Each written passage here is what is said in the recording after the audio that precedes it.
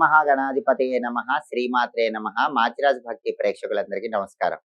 మార్చి 11వ తేదీ నుంచి మార్చి 20వ తేదీ వరకు మేషాది ద్వాదశ రాశులకి రాశి ఫలితాలు ఎలా ఉన్నాయో, ఏ గ్రహాలు అనుకూలిస్తున్నాయో, ఏ గ్రహాలు వ్యతిరేకంగా ఉన్నాయో, అనుకూలించే గ్రహాలు ఇంకా అనుకూలించాలంటే, వ్యతిరేకించే గ్రహాల వ్యతిరేకత తొలగింపజేసుకొని అనుకూలత పొందాలంటే, ఎలాంటి సులభమైన పరిహారాలు చేసుకోవాలో, ఏ దేవీ దేవతల ఆలయ దర్శనం చేసుకోవాలో, ఎలాంటి మంత్రాలు జపించుకోవాలో, ఎలాంటి స్తోత్రాలు చదువుకోవాలో, సకల దేవతా స్వరూపమైన గోమాతకి ఎలాంటి ఆహారం తినిపిస్తే అద్భుతంగా ప్రతి రాశి వారికి కలిసొస్తుందో, మార్చి 11 నుంచి మార్చి 20 మధ్యలో మేషాది ద్వాదశ రాశుల భవిష్యత్ ఎలా ఉండబోతుందో ఈ వీడియోలో మనం తెలుసుకుందాం. తదుపరి కన్యా రాశి. కన్యా రాశి వాళ్ళకి మార్చి 11వ తేదీ నుంచి మార్చి 20వ తేదీ మధ్యలో గ్రహాల సంచారం పరిశీలిస్తే సూర్యుడు 6, 7 స్థానాల్లో సంచారం చేస్తున్నాడు. మొదటి 4 రోజులు 6వ స్థానంలో సంచారం చేస్తూ కన్యా రాశి వాళ్ళకి సూర్యుడు అద్భుతమైన ఫలితాలు ఇస్తున్నాడు. ఎందుకంటే 6వ స్థానంలో సూర్యుడు ఉన్నప్పుడు అనారోగ్యాలన్నీ తొలగిపోతాయి.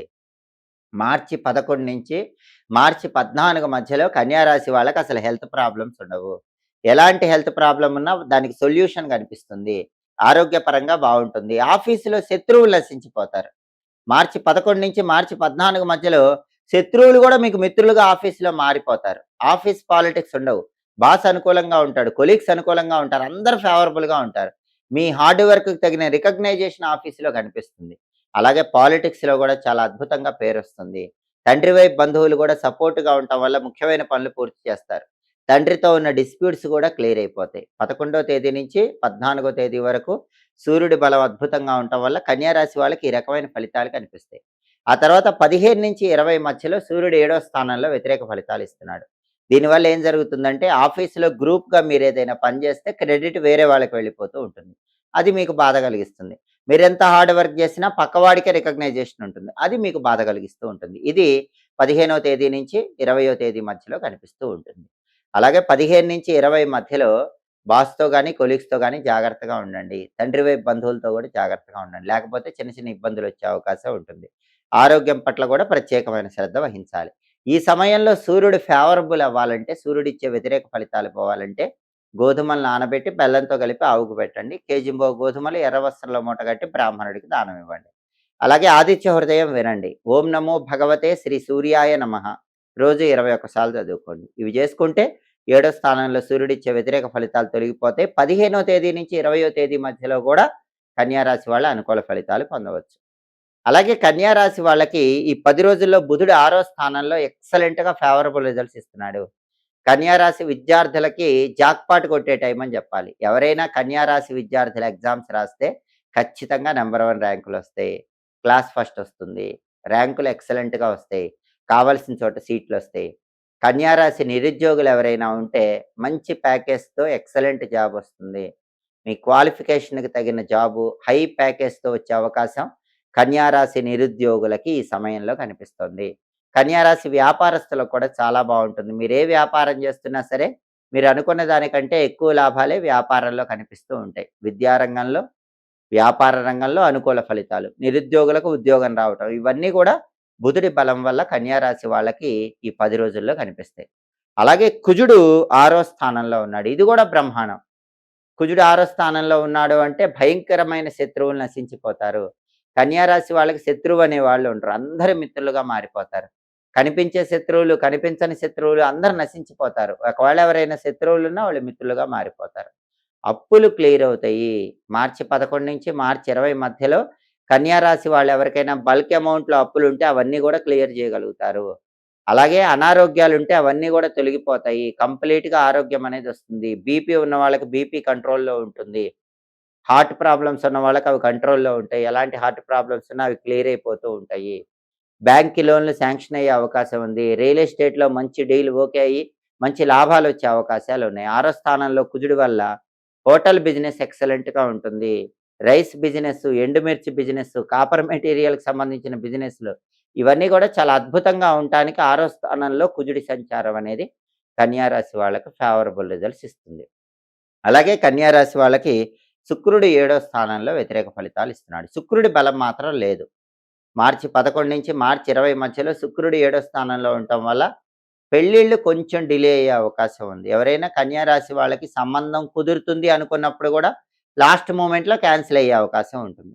అలాగే వైఫ్ అండ్ హస్బెండ్ మధ్య కూడా చిన్న విషయాల గొడవలయ్యే అవకాశం ఉంటుంది. కొంచెం కేర్‌ఫుల్‌గా వైఫ్ అండ్ హస్బెండ్ మాట్లాడుకుంటూ ఉండాలి. టెక్స్‌టైల్, లేడీస్ ఎంపోరియం, బొటిక్ లాంటి వ్యాపారాల్లో గూడా అంత గొప్ప లాభాలేవి కనిపించవు. ఎందుకంటే బ్యూటీ రిలేటెడ్ బిజినెస్‌లు కాబట్టి వీటిల్లో లాభాలు తక్కువగా ఉంటాయి.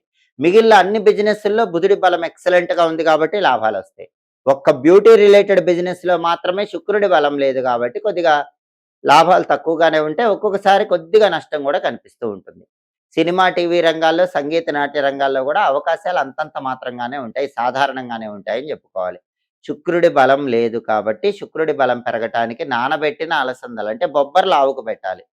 కేజింబావు అలసందలు తెల్లటి వస్త్రంలో మూటగట్టి బ్రాహ్మణుడికి దానమివ్వాలి.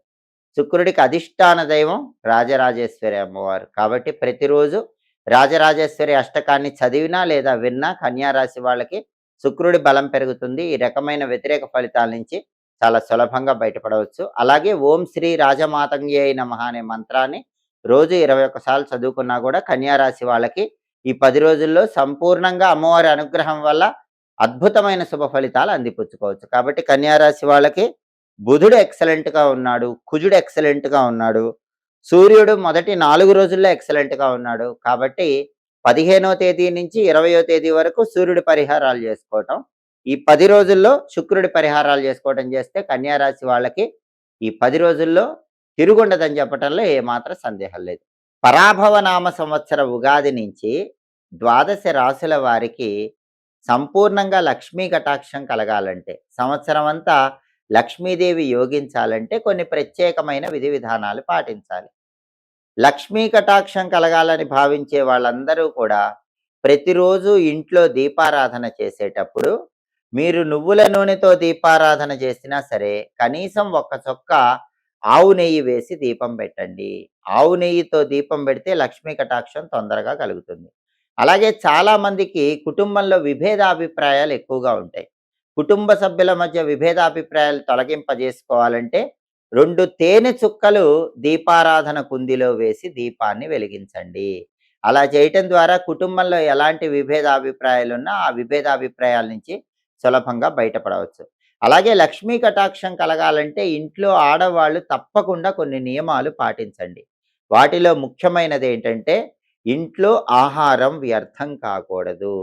ఏ ఇంట్లో అయితే వండిన అన్నం గాని, పదార్థాలు గాని వ్యర్థమైపోతూ ఉంటాయో ఆ ఇంట్లో లక్ష్మీదేవి నిలబడదు. సాధ్యమైనంత వరకు ఆహారం వ్యర్థం కాకుండా చూసుకోండి. అలాగే ఇంట్లో దంపతుల మధ్య గొడవలు ఎక్కువగా ఉంటే లక్ష్మీదేవి ఇంట్లోంచి బయటికి వెళ్ళిపోతుంది. దరిద్ర దేవత ఇంట్లోకి ప్రవేశిస్తుంది. ఒకవేళ ఏ ఇంట్లోనైనా తరచుగా గొడవలు అవుతూ ఉన్నట్లయితే ఆ ఇంట్లో లక్ష్మి నిలబడలేదు. దరిద్ర దేవత ప్రవేశించిందని మనం అర్థం చేసుకోవాలి. అటువంటప్పుడు ఏం చేయాలంటే సంధ్యాదీపాన్ని వెలిగించాలి. ఏ గృహంలో అయితే సాయంకాలం పూట ఇంటి ఇల్లాలు సంధ్యాదీపం పెడుతుందో ఆ ఇంట్లో కుటుంబ కలహాలు ఉండవు. దరిద్ర దేవత వెళ్ళిపోతుంది. లక్ష్మి ఇంట్లో నిలబడుతుంది. సంధ్యాదీపం వెలిగించటానికి స్నానం చేయాల్సిన అవసరం లేదు. కాళ్ళు చేతులు కడుక్కొని మొహం కడుక్కొని పూజ గదిలో ఇంటి ఇల్లాలు ఆవు నెయ్యితో గాని, నువ్వుల నూనెతో గాని సంధ్యాదీపాన్ని వెలిగించాలి. ఆ తర్వాత గుమ్మానికి ఇరువైపులా మట్టి ప్రమిదల్లో దీపాలు వెలిగిస్తే కూడా ఉత్తమ ఫలితాలు కలుగుతాయి. గుమ్మానికి ఇరువైపులా వెలిగించకపోయినా పూజ గదిలో మాత్రం సంధ్యాదీపాన్ని ఆడవాళ్ళు తప్పకుండా వెలిగించాలి. అలాగే ఇంట్లో పళ్ళు కుళ్ళిపోకుండా చూసుకోవాలి. పళ్ళు కుళ్ళిపోతే ఆ ఇంట్లో లక్ష్మి నిలబడదు. అలాగే లక్ష్మీ కటాక్షం కలగాలంటే రోజు స్నానం చేసిన తర్వాతే వంట వండాలి. ఆడవాళ్ళు స్నానం చేసిన తర్వాత వంట వండితే ఆ ఇంట్లో లక్ష్మీ కటాక్షం తొందరగా కలుగుతుంది. అలాగే వంట వండేటప్పుడు కూడా గ్యాస్ స్టవ్ దగ్గర ముగ్గు వేసి వంట ప్రారంభించండి. 2 అడ్డు గీతలు, 2 నిలువు గీతలతో గ్యాస్ స్టవ్ దగ్గర ఒక ముగ్గు వేయండి. గ్యాస్ స్టవ్‌కు పసుపు రాసి కుంకుమ బొట్లు పెట్టండి. ఆ తర్వాత గ్యాస్ స్టవ్ వెలిగించండి. గ్యాస్ స్టవ్ వెలిగించగానే ఓం బ్రహ్మణే నమః అని 11 సార్లు అనుకొని గ్యాస్ స్టవ్ వెలిగించినట్లయితే ఆ ఇంట్లో లక్ష్మీదేవి నిలబడుతుంది. అలాగే లక్ష్మీ కటాక్షం ఇంట్లో ఉండాలంటే ఆడవాళ్ళు తప్పకుండా ఉదయం నిద్ర లేచిన తర్వాత గడప మీద 2 పాల చుక్కలు వేయాలి. అలాగే ప్రతి పౌర్ణమికి రాత్రిపూట ఇంటి ముందు అష్టదళ పద్మ ముగ్గు 8 దళాలున్న పద్మ ముగ్గు వేసి నిద్రించండి. పౌర్ణమి రోజు రాత్రిపూట ఇంటి గుమ్మం ముందు ముగ్గు ఉంటే కూడా లక్ష్మీదేవి సంపూర్ణమైన అనుగ్రహాన్ని కలిగింపజేస్తుంది. అలాగే రాత్రిపూట పూజ గదిలో వెలుతురు ఉండేలాగా చూసుకోవాలి. రాత్రంతా పూజ గదిలో దీపం వెలిగితే చాలా మంచిది. అలా దీపం వెలగటం వీలు కాకపోతే కనీసం ఒక చిన్న నైట్ బల్బ్ అయినా రాత్రంతా పూజ గదిలో వెలుగుతూ ఉండేలాగా చూడాలి. ఆడవాళ్ళు నిద్రపోయే ముందు కూడా చేతికున్న గాజులు తీయకూడదు, చెవి కమ్మలు తీయకూడదు. ఈ నియమాలు పాటిస్తేనే ఆ ఇంట్లో లక్ష్మీదేవి నిలబడుతుంది. అలాగే ఆడవాళ్ళు బంగారు గాజులు ధరించినా సరే మట్టి గాజులు తప్పకుండా ధరించాలి. మట్టి గాజులు ధరిస్తేనే సంపూర్ణంగా లక్ష్మీదేవి అనుగ్రహానికి సులభంగా పాత్రలు కావచ్చు. అలాగే అతిథులను ఆదరించాలి. గృహంలో వృద్ధులను ఆదరించాలి. ఏ ఇంట్లో అయితే వృద్ధులను తిడతారో, వృద్ధులను గౌరవించరో ఆ ఇంట్లో లక్ష్మి నిలబడదు. పెద్దవారిని తాతలను, బామ్మలను వీళ్ళని గౌరవించటం, వాళ్ళకి కావలసిన సేవలు చేయటం చేస్తే దరిద్ర దేవత నిలబడదు. లక్ష్మీదేవి అలాంటి గృహంలో నివసిస్తుంది. కాబట్టి ఈ ప్రత్యేకమైన విధి విధానాలు పాటించండి. తులసి మొక్క అందరూ కూడా ఇంటి ఆవరణలో పెంచుకోండి. తులసికి ఆనవాయితీ అనే సంబంధం లేదు. చాలామంది మాకు తులసి మొక్క ఆనవాయితీ లేదంటారు. అలా ఏం ఉండదు.